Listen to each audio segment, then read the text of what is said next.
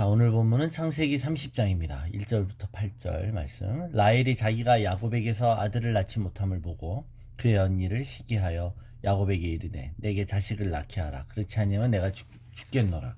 야곱이 라헬에게 성을 내어 이르되 그대를 임신하지 못하게 하시는 이는 하나님이시니 내가 하나님을 대신하겠느냐. 라헬이 이르되 내 여종 빌하에게로 들어가라. 그가 아들을 낳아라 내 무릎에 두리니 그러면 나도 그로 말미암아 자식을 얻겠노라 하고 그의 시녀 빌하를 남편에게로 아내로 주매 야곱이 그에게로 들어갔더니 빌하가 임신하여 야곱에게 아들을 낳은지라.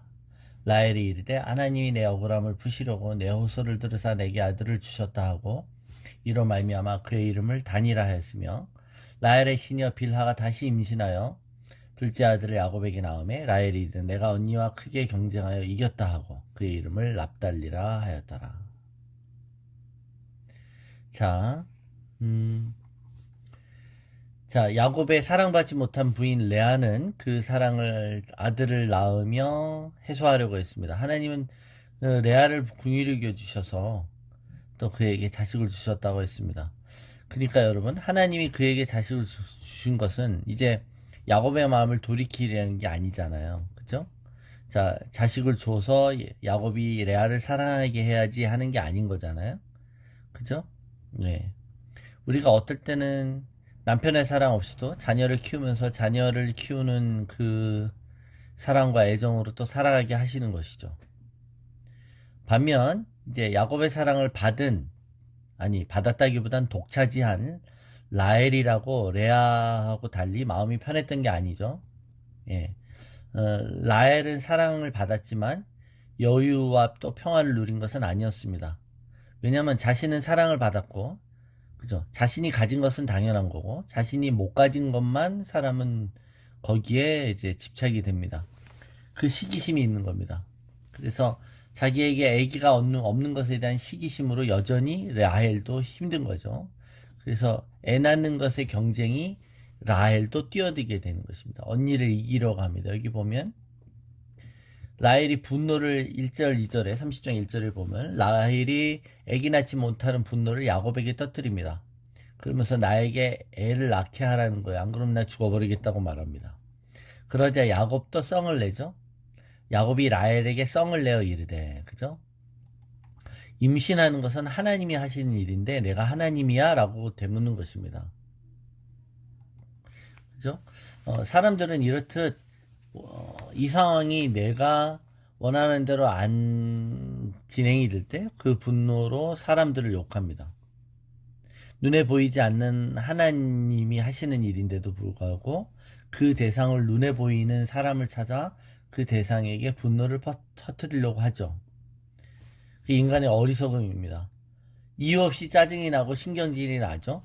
다른 사람에게 문제가 있는 것이 아니에요. 그래서 가장 가까운 가족들에게 자신의 분노를 터뜨리는 것은 실제로 다른 사람이 잘못했다기보단 자기 안에 하나님의 은혜가 고갈된 것을 뜻하는 것입니다. 그럼에도 불구하고 자기는 문제가 없고 남편이 문제고 아내가 문제고 애들이 문제라고 생각하는 것입니다.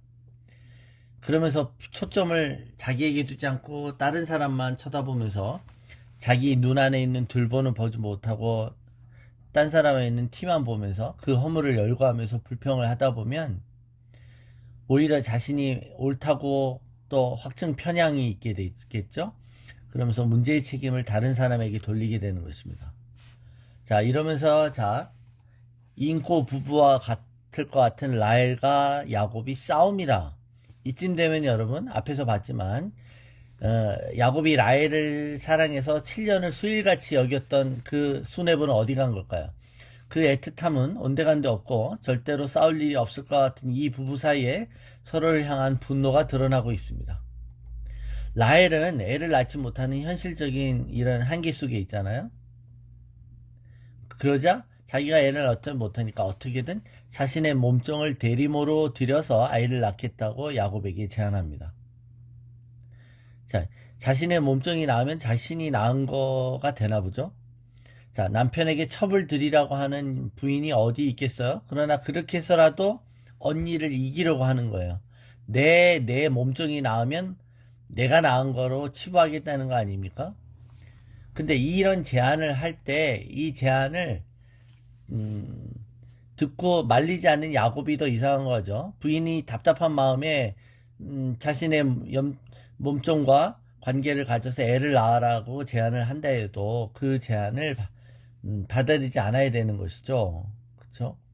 여러분, 아브라함이 그 사라의 제안을 받아들여 하갈과 통해 애를 낳는 거랑 조금 다른 결이 있습니다. 아이를 낳아야 된다는 강박이 있었고 그런 조급함이 있었던 상황이었죠. 근데 이건 지금 그런 게 아니잖아요. 그죠? 이 야곱이 조급할 이유가 없어요. 이미 아이를 낳고 있었던 거죠. 부인이 답답한 마음에 그런 제안을 한다 해도 그는 믿음으로 그냥 하나님 주실 때까지 기다리십시다라고 했어야 되는 거예요. 한나에게 여러분, 한나가 애를 낳지 못했을 때 남편이 한나를 어떻게 위로했었나요? 우리가 잘 알지만 어찌하여 그대의 마음이 슬프냐? 내가 그대에게 10아들보다 낫지 아니하냐? 이렇게 말합니다. 참 멋들어진 남편이죠. 내가 10아들보다 내가 더 잘해줄게 이 말을 하는 거 아닙니까? 야곱은 이 라헬의 이 제안을 받아들임으로 인해 처형이자 부인인 레아와 라헬의 이 부인 간의 이 출산 경쟁의 조종자로서 해결사가 될 수 있었던 기회를 놓쳐버립니다. 라헬은 자신의 몸적인 빌하를 통해 아이 낳기 경쟁에 뛰어드는 것이죠. 그리고 둘을 낳는데 그 둘의 이름도 레아가 자신의 아들들의 이름을 짓는 양수함과 별반 다르지 않습니다. 자, 단의 이름은 하나님이 나의 억울함을 들어주셨다라고 말합니다. 자기는 애가 없었는데 애가 생김으로 하나님이 자기 억울함을 들어주셨다는 겁니다. 또 둘째인 납달리, 빌하가 둘째를 낳죠.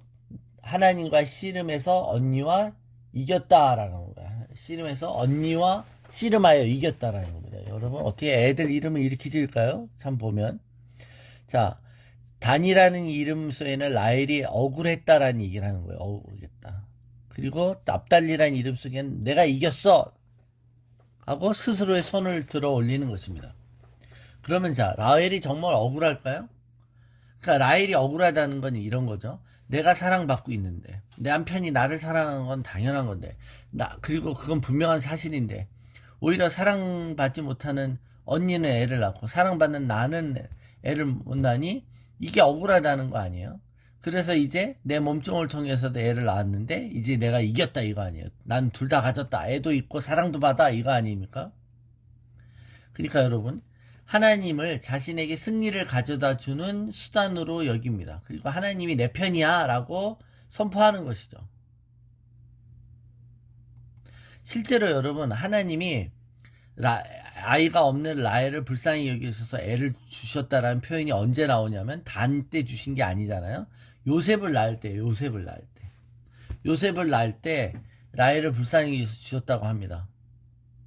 그러니까 원래 그렇게 한 게 아닌데 자기가 그렇게 해석해. 자의적인 애기 낳기 경쟁입니다. 이거를 양적으로만 스코어를 매겨보면 4대2예요. 4대2.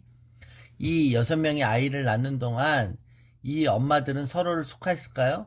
그죠? 언니야 동생아 애 낳아서 축하해. 조카가 생겨서 너무 축하해. 이렇게 했을까요? 그러지 않죠? 예. 자, 이 가정이 여러분 우리가 생각해 보십시오. 이게 성경에 나온다고 그러지만 이 가정이 참 정상적인 가정은 아니죠.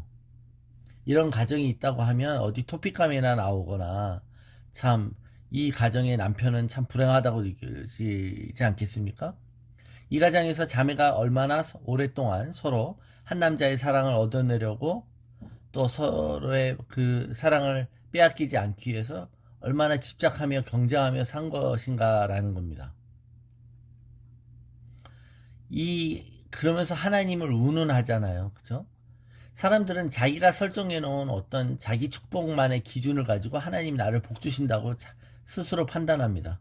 자기가 돈 좀 벌면 내가 하나님께 인정받았다 생각하고 하나님 날 사랑한다 생각하는 거예요. 사람들이 나에게 자기의 박수 치면 하나님 날 사랑한다고 자의적으로 설정해 놓은 것에 대해서 자기를 위로합니다. 이 모든 것이 착각인 거지 않습니까? 또 이 아이를 낳는 동안 이 사람들이 하나님을 운운하며 얼마나 기도했겠느냐 이거예요. 그러면 그들의 경건이 실질적인 진정한 경건이냐고요. 그죠? 음, 아마 서로를 향한 배려가 없죠. 그죠? 그 친척임, 친언니, 자매의 관계면서도 서로를 배려하거나 서로를 사랑하고 친절하게 대하는 거 없고 오직 경쟁만 있잖아요. 이 경쟁에 모두를 오다 보니 자신들이 무엇이 경건이고 무엇이 인정인지에 대한 혼동이 있게 되는 것입니다. 착각이 있게 되는 것입니다. 그러니까 여러분, 야곱의 12아들이 태어난 과정이 앞으로 계속 나오지만 이런 아들들은 이런 말도 안 되는 시기와 경쟁의 산물인 것입니다. 이 12아들을 통해 하나님이 이스라엘의 족속을 세우시고 지파를 만드시잖아요. 그러니까 인간의 시기와 경쟁의 산물을 통해서도 하나님은 선을 이끌어내시는 거예요. 이 12이란 상징이 여러분 민족을 상징하잖아요. 제사장의 에봇에 이 12지파를 상징하는 12보석을 가슴과 어깨에 답니다. 이 12이 무슨 12를 낳아야 된다라고 하나님이 의무를 주신 것도 아니고 인간들 간의 그런 사적인 경쟁과 시기심에 의해서 나온 거 아닙니까? 그러니까 어떻게 보면 이 12의 출생의 배경은 별로 이렇게 선한 게 없어요. 그런데 이런 선하지 않는 의도와 시기와 경쟁도 하나님이 사용하신다는 거예요. 마태복음 1장에 보면 예수님의 족보 명단이 나옵니다. 그 중에 6명의 여인의 이름이 있죠. 그죠? 근데 그 6명의 여인들은 어떤 이름들인가요? 기생 라합이 있습니다. 이 창녀 출신입니다. 이방인 롯이 있습니다. 또 다말도 있어요. 시아버지와 관계한 여인의 이름도 나옵니다. 그러니까 이런 사람들을 통해서 생긴 자녀들을 통해 예수가 오셨어요. 그러니까 저와 여러분이 사고로 생긴 자식이든 또는 첩의 자식이든 불륜에 의한 자식이든 남편의 사랑을 받았든 못 받았든 이쁘든 이쁘지 않든 하나님은 죄와 인간의 시기심을 사용하셔서 하나님의 영광의 도구가 되게 하실 수 있으십니다. 아브라함과 이삭과 야곱이 받았던 많은 자손의 약속이 실현되는 수단이 된다는 거예요. 하나님이 인간의 이 부정적이고 이 시기심과 경쟁심을 이용하겠다는 게 아니라 그게 무엇이든 하나님은 자신의 뜻을 이뤄 가신다는 겁니다. 그러니까 여러분, 우리가 우리 주변에서 일어나는 일들을 어떻게 바라봐야 하는지를 이 본문들을 묵상할 때 우리는 깨달아야 되는 줄을 믿습니다. 그죠? 아기 낳기 경쟁, 이 출산 경쟁이 말도 안 되는 인간의 참 어줍지 않은 이 어리석은 경쟁이잖아요. 근데 우리 삶에서 일어나고 있는 이 경쟁도 별반 다를 게 없어요, 보면. 인간들이 얼마나 시기하고 경쟁하고 유치합니까? 자신이 응답받았다고 하는 것들이 정말 하나님 뜻에 부합한 응답이 아닐 때도 얼마나 많아요. 그죠? 그리고 헛된 것들을 자랑하고. 어떤 사람들은 헛된 것들을 자랑해서 오히려 사람들의 인정과 사람들의 박수를 끌어내기 위해서 하나님의 인정을 자기가 조작해서 만들어내죠. 또 생색내기 위해서 하나님의 일을 하기도 하고 또 잘못된 동기와 시기심에서 열심을 내기도 합니다. 우리 삶의 주변에서도 이 레아와 라헬의 출산 경쟁 못지않은 유치하고도 병적인 어떤 이런 경쟁심과 시기심의 일들은 너무 비일비재하다는 겁니다. 그럴 때 이런 일들을 바라볼 때 우리는 어때야 되느냐 이겁니다. 이것을 통해 바울이 어제 말씀드린 것처럼 투기와 분쟁으로 어떤 이들은 착한 뜻으로 그리스도를 전파하고 어떤 사람은 또 시기와 또 투기하는 마음으로 그리스도를 전해도 결국 그리스도가 전파된다면 난 기뻐하겠다는 거 아닙니까? 결과론에 빠지겠다는 게 아니라 결국 우리가 이런 모든 걸 통해서 하나님의 뜻을 이루실 것을 보는 순간, 그것을 깨닫고 그렇게 된다고 믿는 순간 우리는 우리 삶에서 일어나는 이 유치하고 어둡지 않은 일을 통해서도 기뻐할 수 있다는 겁니다. 그곳에 하나님이 역사하실 것을 선포하고 그걸 기대하는 마음이 우리로 하여금 기뻐할 수 있는 근원이 되는 것이죠. 우리 로마서 8장 28절에 우리가 알거니와 진짜 아나요? 우리가 하나님을 사랑하는 자 곧 그의 뜻대로 부르심을 입은 자들에게는 모든 것이 합력하여 선을 이루니라. 그러니까 여러분 우리에게 모든 것이 선을 이루는 일밖에 없습니다. 시기와 질투심도 인간의 집착도 그 모든 것이 합력하여 선을 이루시는 분이 하나님이십니다.